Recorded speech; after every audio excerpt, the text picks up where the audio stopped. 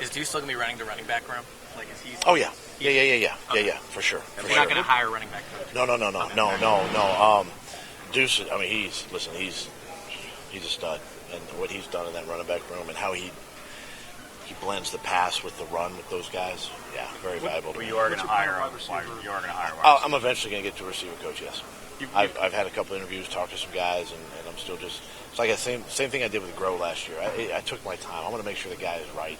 And now that our bar is high, Grow came in and did an outstanding job for us. I want to make sure that we're kind of, whoever that person is, they're talking, speaking the same language that we are. Are you looking for someone who has pro experience there? Are you looking at the college ranks? I'm looking at both. If they have pro experience, obviously that's a bonus. But it doesn't necessarily have to be the deciding factor in that decision. With the way Deuce worked the running back room, did you not want to lose him with the running backs?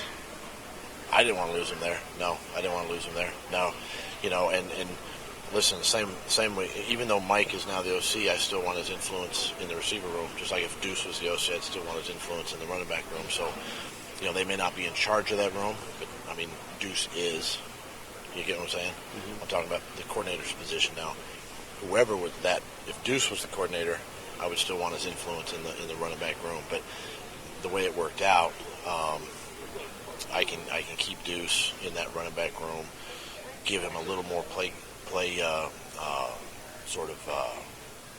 game plan, responsibilities on both the run and the pass, and try to increase his role just a little bit. What was his reaction to not getting that job? Oh, he's fine. He's fine. He's fired up, ready to go. I mean, he's good. I don't know what else to say. He's fine. You talked about what you would lose with Frank gone, but for the team, what about you, like personally, and then Flip? I mean, how's this going to affect the dynamic of? Well, I mean, it's part of the game. It's part of the business, just like players. Teams are going to cherry pick our roster. That's just the way it works. Teams are going to cherry pick my coaches. That's just the way it works. I have to do my due diligence and have a pipeline of coaches that I'm comfortable with to make these decisions and promote guys. You're not constantly bringing in one-year coaches, two-year coaches. You're bringing in guys that have been around your system. This is why Press makes just a natural fit there at the quarterback position. 2 years ago for me, he was in that room with DiFilippo. Last year he was in Grove's room. So now his knowledge of the offense is from a quarterback and a receiver's position. So he really knows and fits well with the QBs, and also he's played the position. So he's got that mentality. Same with Mike. And the way he worked with Frank last year. It's hard to replace good coaches, but I feel like I've got really good young coaches that have bright futures, and I know one day I'm probably going to lose those two at some point. But I can't worry about that right now. We just have to keep building and keep working. Because you place such an emphasis on the collaborative offensive coaching staff, losing Frank and Flip, how important is it to bring in somebody with somewhat of an outside, fresh perspective? As the receiver coach? Yeah. Well, and that's why the position is still open, because I didn't have anybody on staff that I could put in that spot at this time. So looking outside the building for that position, maybe who has been a part of some game planning a little bit, would help. But again, it's not the ultimate decision. I want teachers first. I want guys that can teach fundamentals, teach the little things. And then we'll worry about the game plan and stuff down the road. Is there a sense of if Brent Selleck wants to continue playing, and if Trey Burton were to go elsewhere, what's your plan for the backup tight ends? Well, again, I'm going to continue to say it. We hope everybody's back. Probably not going to happen. The reality of it. Love to have everybody back. Sometimes in this business, you have to make tough decisions one way or the other. And I can't say enough. I've been here, coached with Coach Reed when Selleck was here, part of this football team. He's been part of this one team. And his value to what we've done offensively and special teams. And we'll cross that bridge, obviously, when we get there. But for now, we just continue to, just continue to build and add talent. This is a good tight end draft this year. There's some guys, so we're going to add talent there too. So no position is exempt, and there's going to be some tough decisions probably made this spring. Doug, I know that you said before the Super Bowl that you just want to coach football and kind of leave the personnel stuff to the personnel side of the building, but given all the potential turnover and the limited draft capital and the cap situation, do you anticipate or want a larger role in maybe discussing with Howie who to keep and kind of factoring into those decisions? I don't think my role will increase in that regard. I'm not a cap guy with numbers, and I don't know how all that works. The only thing I can do is express an opinion about a guy, whether he's a free agent or a current roster player, and go from there. So we have our work cut out for us. Obviously, a shorter off season, things happen faster. Coaches have been in the office cranking away and looking at a lot of tape, and at the end of the day, it's a collaborative effort. They listen to us, they listen to the coaches, we listen to them, and then at the end of the day, we make decisions best for the team. On that same note, Brandon Graham seems to be a situation where those lines might blur because there's financial reason, but you've also said you don't want guys to hold out and dealing with the success of winning the Super Bowl. Are you comfortable going to Howie and saying, look, I need this guy to be happy for my locker room, and are you worried about the Brandon Graham situation? I'm okay making that statement to Howie because at least it puts on his radar screen how I feel about a guy. And we'll sort out the details, as we get closer. We're early in the game. There's a lot of decisions are going to have to be made in a relatively short period of time, but I am comfortable making those type of statements about guys. How important is Brandon to kind of like the pulse and mood of that locker room? I mean, to us it seems like he's a pretty big part of it, but from your perspective, for sure. For sure. He's definitely a big part. He was on my leadership council, right. This past 2 years. Guys really respect him. He is a huge part of the defense. Made the game-winning play basically in the Super Bowl, and so very valuable to the team.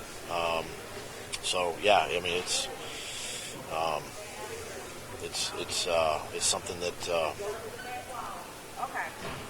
when that decision, I guess when everything sort of starts to heat up, we'll be able to make better decisions instead of sort of speculating on guys. It seemed a big part of your success last year was veteran role players in the free agent market, whether it's Corey Graham, Patrick Robinson, going down the list. Is that a path you would like to go again, or do you want to see more of that young pipeline on the roster come up? Well, the last 2 years we've seen a lot of our younger draft pick guys play. Isaac's played, Big V's played, Mac Hollins played quite a bit this year for us. Jalen Mills obviously is a guy that's played quite a bit. Derek Barnett. So you'd love to be able to do it through this process right here and add the day. You got a young quarterback going into year 3. You still want to add that youthfulness around him, but we also know that in order for us to get to the final game again, you're going to need some veteran players to help you get there until that young player is ready to go. Just great examples. Just look at the Minnesota game. And everybody that had an impact in that game, scoring a touchdown or affecting a passer, were all our free agents. Chris Long hitting the quarterback, Patrick Robinson, pick 6, Torrey Smith on a flea flicker, Alshon, LeGarrette, all those guys scored, Nick Foles, all those guys were free agent players for us. So there's the value in that. But at the same time, we do know that we want to add the additional talent to the draft. Have any coaches reached out to you about your aggressiveness, your style? In the league? Yeah, have you heard anything? No, and I don't think they will. Nagy was talking about how much he likes it. Do you think that's going to be? I think more and more. I may get hit up more and more this week about that stuff, but it's all philosophy. It's all sort of personal preference. Every play caller is different. They're not me. I'm not them. But I would imagine there might be 1 or 2 guys that might just say, hey, what's going through your mind? Yeah. What's impressed you about Press Taylor over the last couple of years? Press Taylor? Yeah. This guy he's sharp. The way he details his work, the reports he puts together for me, for Frank, the way he studies and prepares is sharp. He sees things defensively from a breakdown standpoint. They're going to help the quarterbacks. He's got a mind for the game, obviously, and just he's one of those. You talk about players being football junkies. He's one of those coaching junkies that just loves ball and loves to study the game. When it comes to the process of getting new coaches in there, is that all just you interviewing them one-on-one, or are there other people a part of that process? Do you have final say on who comes in? Last year it was me and Frank, obviously doing the receivers. So Mike and I are tackling that responsibility.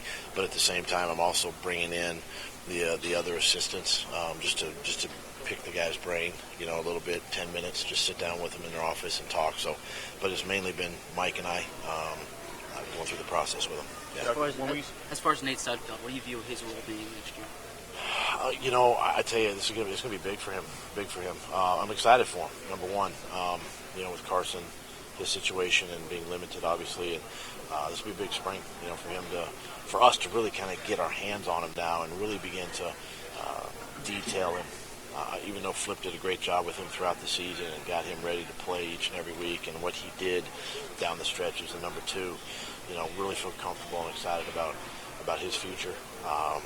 And this spring will be big for him. Doug, when we spoke to Carson right before the Super Bowl, he said that he wasn't going to change the way he plays football in regards to his aggressiveness.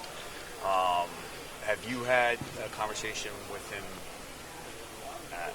about that? And I know we're looking down the road here in terms of when he comes back, but how would you like to see him play? Well, I have not had that conversation with him. Again, it's a fine line. We've talked about this in the past about his aggressiveness, and I don't want to take that away from him. Now, he understands, and we'll have conversations about longevity, obviously, in this league. And I think too, he can reach out and talk to guys that have been hurt. Tom Brady is a guy that's missed a season or so and missed some games due to that, and some of these veteran quarterbacks around the league, Aaron Rodgers and guys like that. I mean, obviously he's not exempt from contact, but at the same time he understands too, and we keep talking to him about the longevity and keeping him healthy, and but yet at the same time I don't want to diminish any of his aggressiveness. If he can pull the ball down and run, I want him to, and it was a big part of our third down success, this past season was that. You said he'll reach out, he can reach out to quarterbacks. Would you reach out to other coaches that were able to kind of rein in certain quarterbacks, like you mentioned Aaron Rodgers? I haven't, but I can, and probably I might. That's a good point. I might do some of that this spring. When you're in all my free time. Is there a position group here that you're especially looking forward to evaluating? All of them.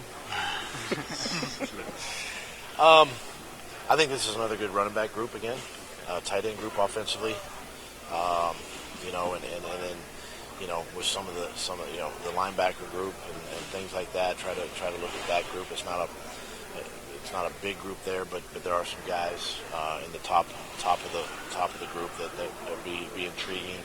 See if they fit. So those positions there. I'm always looking at receivers and quarterbacks, obviously, and I'll just keep my eye on those guys for down the road.